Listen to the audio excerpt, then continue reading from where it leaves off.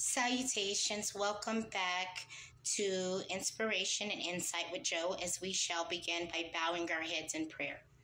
O holy God, holy ones, holy Mother, Holy Spirit, I call unto thee and I seek not only spiritual and financial blessings, but also the gift of spiritual and financial peace in a world filled with spiritual and financial worries and stress. I ask for your divine intervention. Grant me the wisdom to manage all obstacles responsibly and the ability to find peace amid all challenges and struggles. May your presence bring serenity to my spiritual and financial situations. I trust in your plan for my spiritual and financial well-being. And thank you for the gift of true spiritual and financial peace. As I thank you in advance for what you're about to do, and I thank you, glory, for what you've already done. In the name of the Holy Mother, Holy Spirit, so shall this be, and it shall never come to be at the detriment of my soul, but for the betterment of me. So shall it be, and it will be.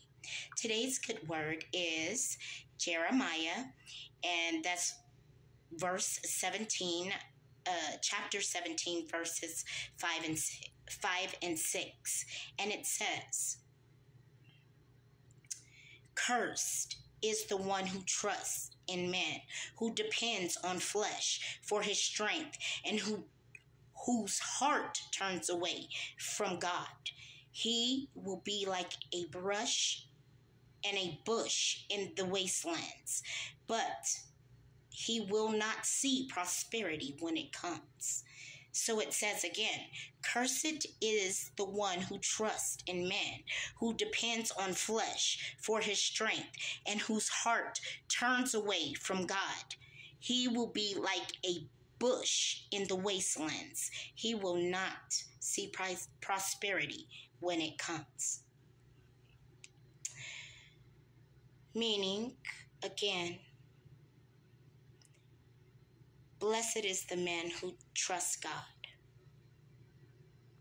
For confidence is God. For reverence is God. For recognition is God's. For restoration is God's. For salvation is God's.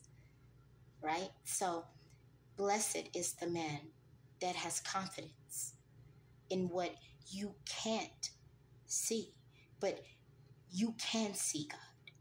We say you don't see God, but you see God's works. So you see God. You see the ocean. You see God. You see the skies. You see God. You see the trees. You see God. So we say God doesn't exist, but we see God's works. And God's works, not only do we see God's works, but then we depend upon them. So you see God. And God is prevalent. There is nothing in this world. They can come up with any scientific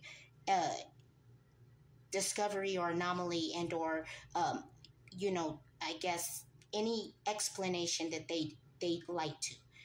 But no one in this world can create life from a single cell. They must use something that is living to recreate life. So we know that something greater and grander is above us. And it's called Source. It's called Source. It's called the source of life. It's called the essence of God. It's called Mother. It's called Mother. For everything that comes to live must have a vessel. And she has been vessel. A lot of times we don't want to accept scientifically and or physically, spiritually, what we see. But it is still the very truth, whether we accept it to be or not. So, the truth about life is that you trust no man, because man is made fallible, as we are all sinners. I'm no better than any man. No man that walks this land is better than the other. We may have different means, gives us different rights to different luxuries. It doesn't matter. We all come to be, we all will perish. We all eat, we all sleep, we all have family concerns, we all will experience and have experienced sickness and illnesses. We all have experienced loss in businesses and careers and with family. So we've all been there, which gives us commonality and similarity, even though we all are very much different in personality, fingerprint, DNA, genetic makeup, and all these things, right? So just remember, trust in God, because God is confidence. Man is fallible, and everything that man builds, as we see in the world, breaks. That's why we need technicians, someone to fix it. God doesn't need fixing. Trust God. Otherwise, thank you for allowing me to share with you this day. I speak and not preach. Again, remember, the key to salvation is self-love, for if you love you, nothing can pitch you. Goodbye. Good riddance, says the good Lord. I speak and not preach on this glorious day.